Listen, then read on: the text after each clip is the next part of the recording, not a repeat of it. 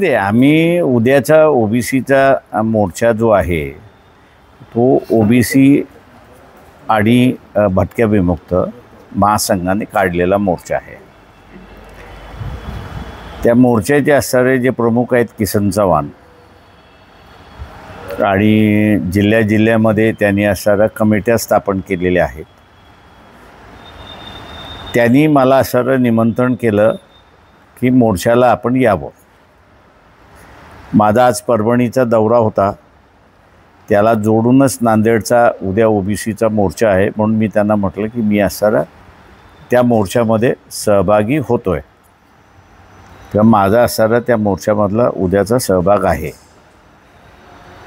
या ओबीसी महासंघ आणि भटक्या विमुक्त ओबीसी आणि भटक्या विमुक्त महासंघ जे आहे त्यांची जी मागणी आहे की 2 ऑक्टोबरचा असणारा जो GR आहे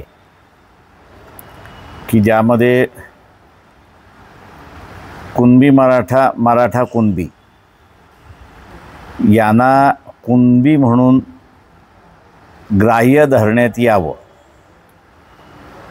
हा जो GR काढलेला आहे त्या GRच्या विरोधामध्ये हा मोर्चा आहे आणि मागणी ही करते की तो GR रद्द केला पाहिजे।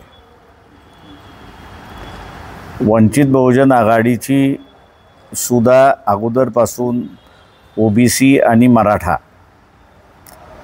यांच्यामध्ये जो तणाव चाललेला आहे त्याच्यावरती घेतलेल्या भूमिकेशी सुसंवाद आहे की मराठा समाजाला ओबीसीमध्ये अंतर्भूत करता येत नाही आणि करण्याचा प्रयत्न केला तर सुप्रीम कोर्ट ते मान्य करणार नाही।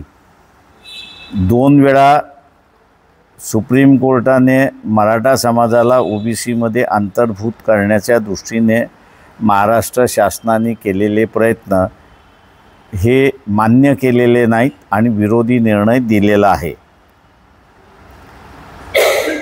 मराठा समाजामधला एक वर्ग आहे की जे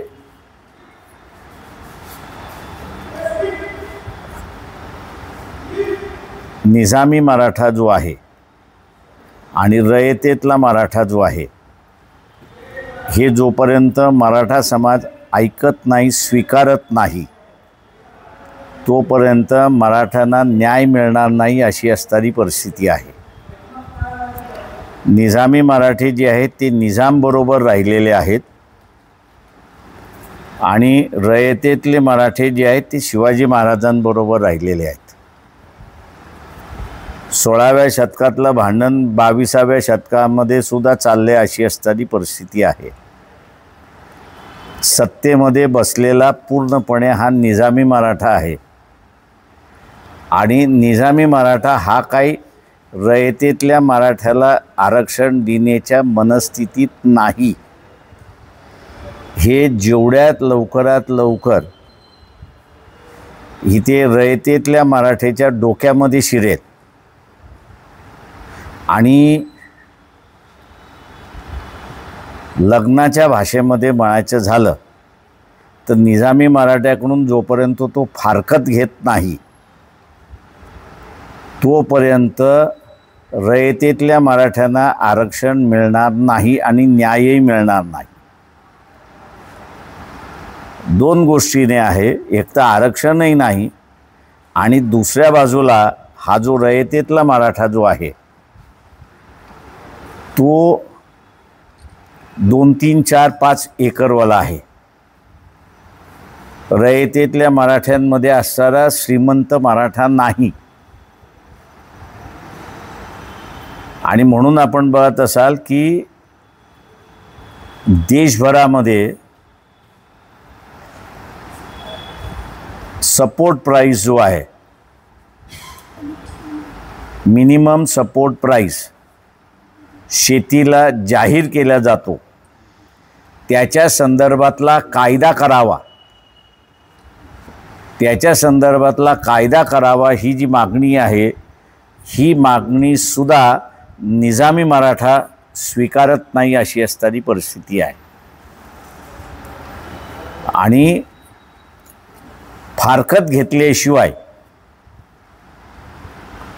या रयतेतल्या मराठ्याला त्याची आर्थिक आणि सामाजिक परिस्थिती सुधारणार नाही अशी परिस्थिती आहे. मी सामाजिक ह्याच्यावरती बोलत नाही, परंतु आज हा जो रयतेतला मराठा जो आहे, सामाजिक परिस्थिती एवढी वाईट झालेली आहे की पूर्वी 20व्या 22व्या 25व्या वर्षी रयतेतल्या मराठ्यांच्या मुलाचं लग्न होत होतं, पण आज 30शी ओलांडली असली तरी लग्न होत नाही अशी असणारी परिस्थिती आहे. तेव्हा हा रयतेतल्या मराठ्यांचा सामाजिक प्रश्न आहे. तो सामाजिक प्रश्न निजामी मराठा हा काय मान्य करायला तयार नाही आहे. कारण निजामी मराठ्याला माहीत आहे की ज्या दिवशी आपण यांचे प्रश्न सुटवले तर आपल्या हातातली सत्ता गेली आणि रयतेतल्या मराठ्याच्या हातामध्ये सत्ता जाईल, या भीतीपोटी रयतेतला मराठा हा दरवर्षी लंगडत, रडत, झुरळत आयुष्य जगेल हेच या ठिकाणी पाहायला जाते.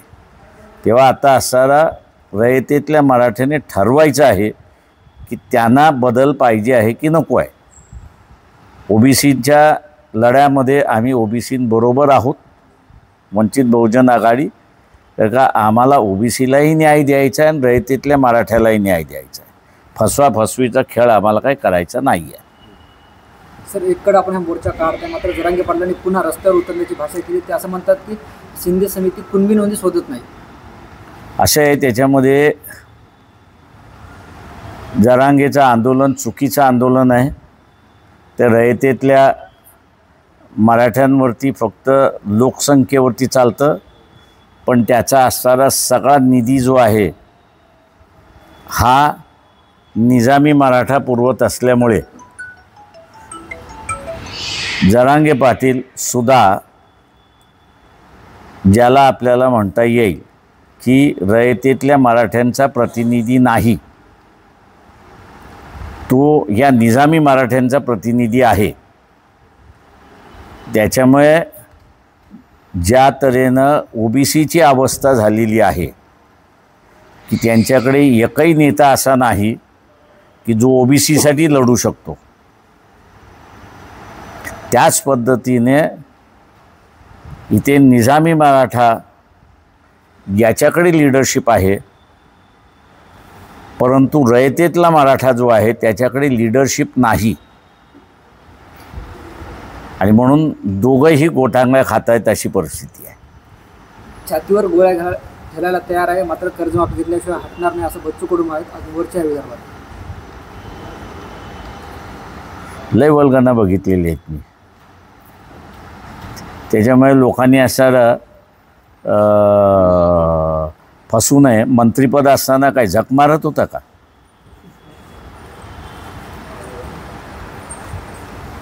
थँक्यू. चला. काल नांदेडमध्ये एका शेतकऱ्यानं मुदखेडमध्ये तहसीलदाराची गाडी फोडली. जय जवान जय किसान असं घोषणाबाजी केली. माझं म्हणणं असं आहे की सगळ्या शेतकऱ्यांना माझं असणारं आव्हान आहे,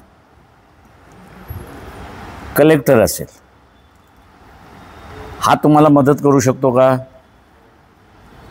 तर माझं म्हणणं नाही. त्याला आदेश झाल्याशिवाय, पैसे रिलीज झाल्याशिवाय तो मदत करू शकत नाही. लोकांचं अनैसर्गिक जे जीवन आहे हे पहिल्यांदा त्यांनी सोडलं पाहिजे. दुखणं कुठं आणि औषध तिसरीकडे. ते दुखणं कसं बरं होईल? इथे दुखणं आहे की ज्याला तुम्ही सत्तेवरती बसवलंय,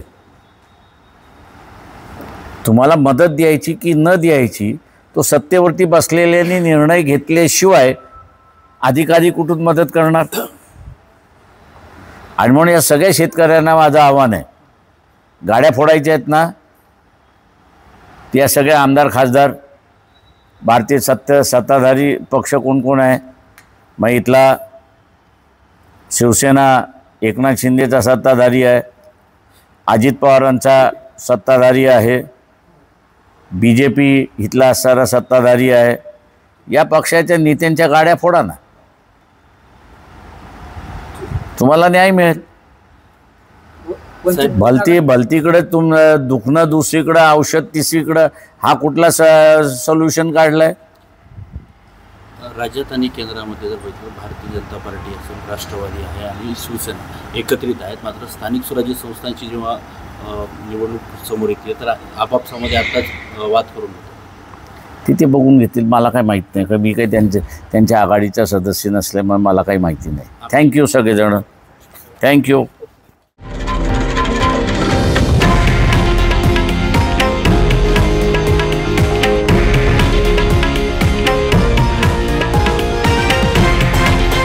हे आहे देशातील नंबर 1 न्यूज नेटवर्क आणि आपण पाहत आहात TV9 मराठी, एकमेव.